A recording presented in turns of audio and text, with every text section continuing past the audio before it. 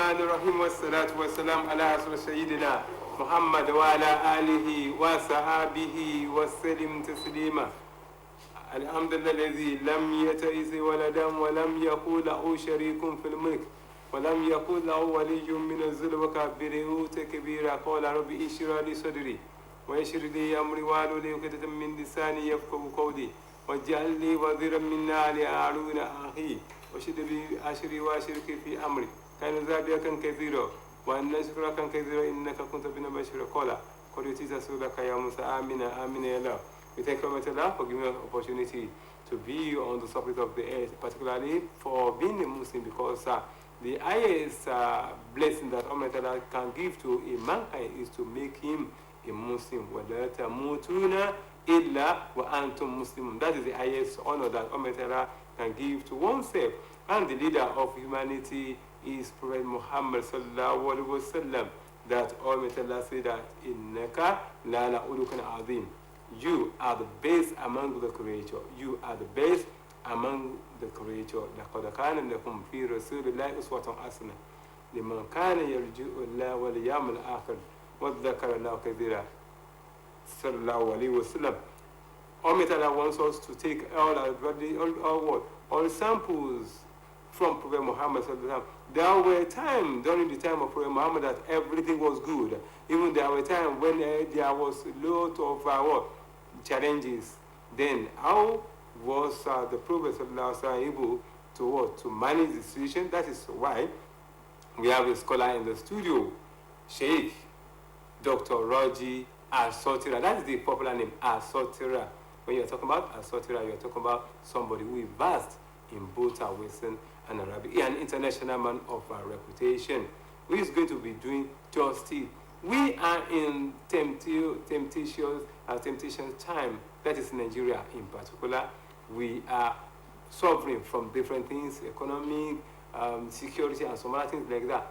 Is it strange in the history of Islam, then how why the Muslim of the other time were able to manage it? Assalamu alaikum Alhaji. Wa alaikum salam wa rahmatullahi wa barakatuh. Yes, you taught us that لَقَدْ كَانَ لَكُمْ فِي رَسُولِ اللَّهِ أُسْوَةٌ حَسَنَةٌ لِمَنْ كَانَ يَرْجُو اللَّهَ وَالْيَوْمَ الْآخِرَ وَذَّكَرَ اللَّهَ كَثِيرًا. We thought that everything during the time of Prophet Muhammad was good. There was nothing like this particular challenge. Am I correct? You are absolutely correct. They didn't have any hardship during that very time, or did they have, or how were they able to manage it? Auzubillahi minash shaitanir rajim. Bismillahir rahmanir rahim. All praises due to Almighty Allah, the Lord of the universe. We appreciate Him, we glorify His name.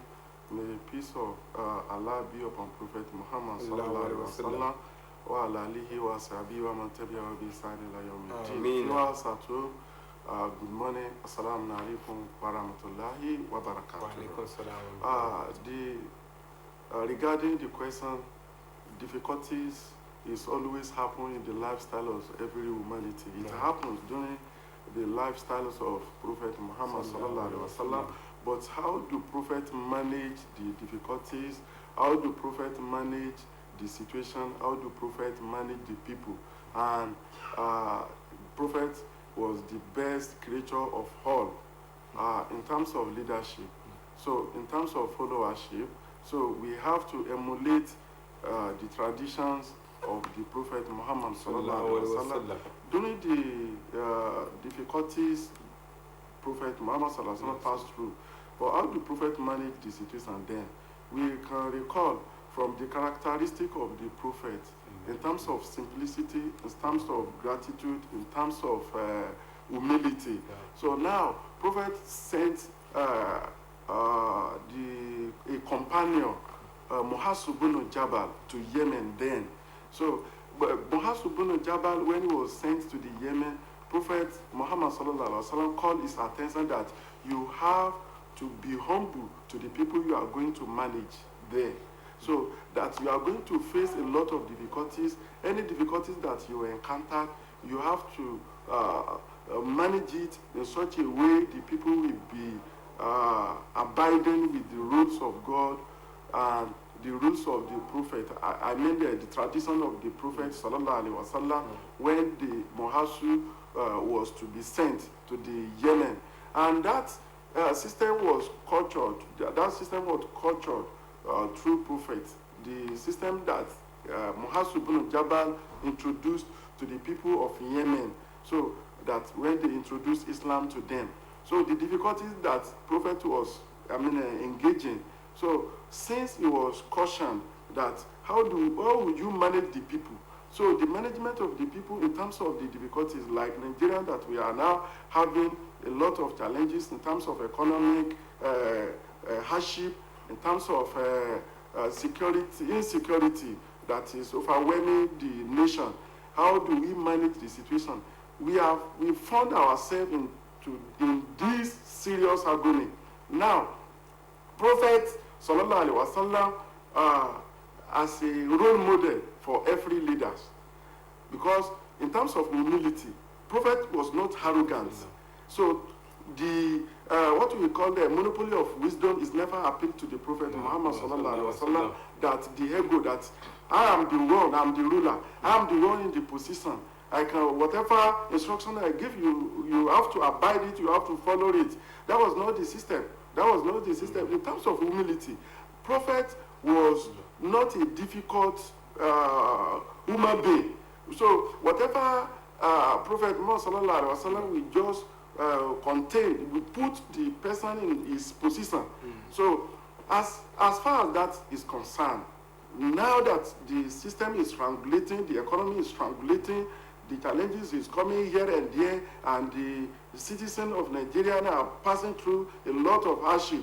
So our leaders should go back to the lesson that we learned from the Prophet Sallallahu Alaihi Wasallam, that in terms of humility was not arrogant.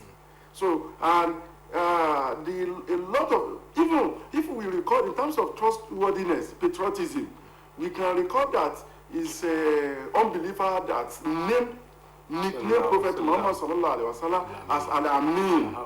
So that Al-Amin is saying that all our leaders should be that type. The trustworthy. In terms of trustworthiness, nobody is comparable to the Prophet Muhammad Sallallahu Alaihi Wasallam.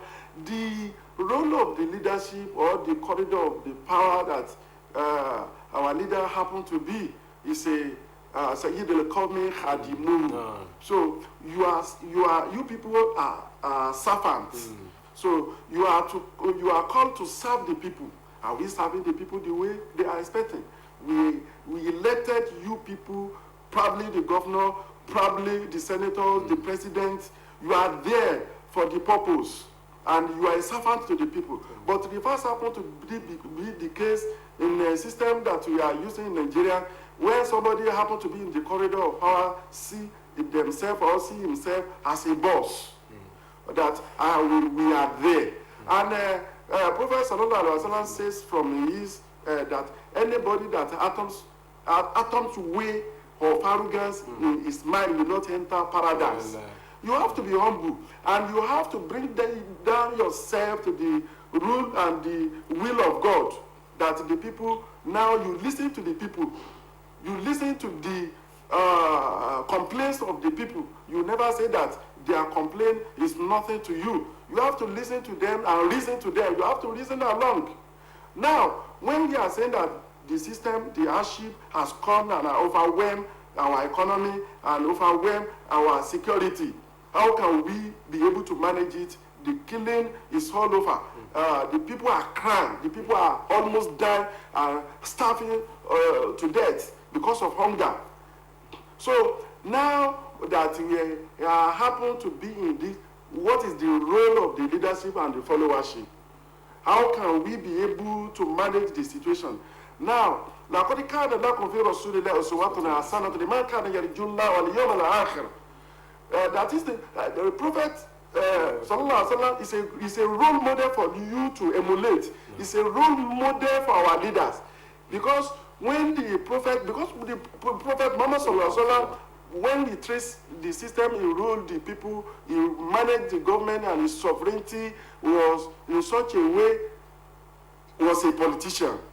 Yes, but the way, when we say that Prophet Muhammad was a politician, he engaged the people, the ministers, the commissioners, the governors were there, that he reasoned along with them, and there was nothing like monopoly of wisdom. He consulted the people.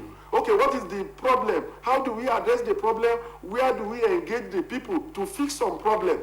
Now the problem that has happened to our economy that is strangulating, how can we listen to the reasonable set of people who have the ideas, who have the knowledge? How can, which is not a paper knowledge, because that is the major problem that we have. Most of the people, most of the professors, most of the those who are awarded with doctorate degrees, it was on paper. When it comes to a practical system, it happens to be a problem. Engage the people, a patriotic people, a patriotic that have a good mindset for the people to rule, that will not engage in corruption. Because God has done everything imperfect. Why you people come to destroy it? Don't destroy the work of God by in terms of corruption, because the corruption is the major problem, the major cankerworm that is destabilizing every sectors of the Nigeria's economy, education system. Fix the people that have a good mind, fix the people that have knowledge, and engage the people that, even those who are not qualified, disengage them to fix the problem. Why must Nigerians that have abundance resources and living in as if we don't? For instance, Nigeria is number 5th in global world in terms of our oil sector. Why are we still suffering? I bought a liter of petroleum when I'm coming 950 naira today. When we are talking of we are the producing of the oil. Now when we are talking of the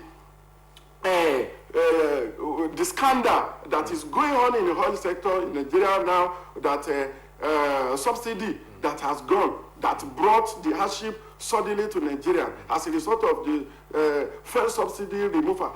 Do really subsidy has gone and has been removed? And I'm telling you with a lot of reason, with genuine references that I can bring, if the time allow me, that we are paying subsidy in triple. Again? And, yes, of course. I have a lot of references. I have a lot of authorities to be cited. So to prove my stand that year 2021, we paid subsidy for 1.6 trillion naira. Then year 2022, year 2023, year 2022, yes, I'm correct. Year 2022, 2 trillion naira we paid for the subsidy. Year 2023, 3.6 trillion we paid. Year 2024, we have already paid over 4.9 billion now. Before this year run to our head, we must have gone to 6 trillion naira. Why do we drag Nigeria into this mess, into this agony, despite the fact that we are now confessing that the subsidy has gone? What is the landing cost as at present? The landing cost for a liter of petroleum, as I'm talking to you, is it's over 1,000 naira. So it's over 1,000 naira. How do government marry up and arrive to this pump price that is introducing to Nigeria, and everybody is selling the price at his own will? So definitely we've told you that as long as we continue like this, as long as the subsidy that you claim that has gone, you just brought a sudden pain to Nigeria. There's nothing we can do that we can get this situation corrected unless we get back to our track, unless we get back to trace back where do we have the problem, which is the sudden removal of fuel subsidy. Okay, why are we saying that the subsidy that was paid in the last previous year of 1.6 trillion and 2 trillion naira, and jump up in triple to 6 this year that we are going to pay over 6 trillion naira? So why do we drag that? Why don't we even remain the same we are? Okay, for instance, if we cannot be able to do that, why? With all the necessary facilities, the oil facilities that we should have put in place before you drag Nigeria into this mess. And I believe that Mr. President, with a lot of advice we gave him then, and those who are in the corridor of power, that how you will encounter this problem, this will bring pains because inflation will come as that inflation that we forecast then has happened and has come, that if you try this thing, the food commodity, food inflation will rise as if Nigeria is at war. Because we are having a galloping inflation, because as if Nigeria is at war.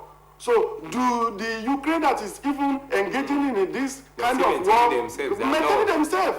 We cannot be able to sustain. We can't. There's no way. You have to go back and redeem the worst stage that Nigeria has gone through.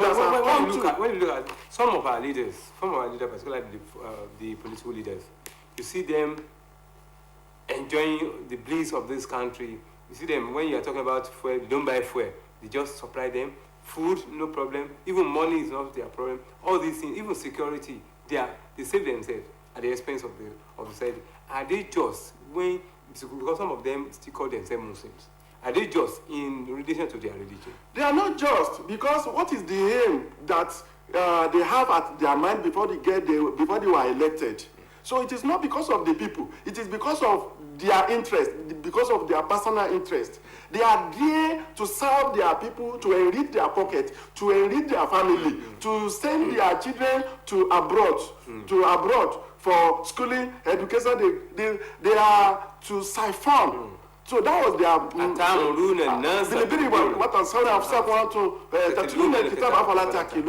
as if you people, because how do people that we govern feeling the governance?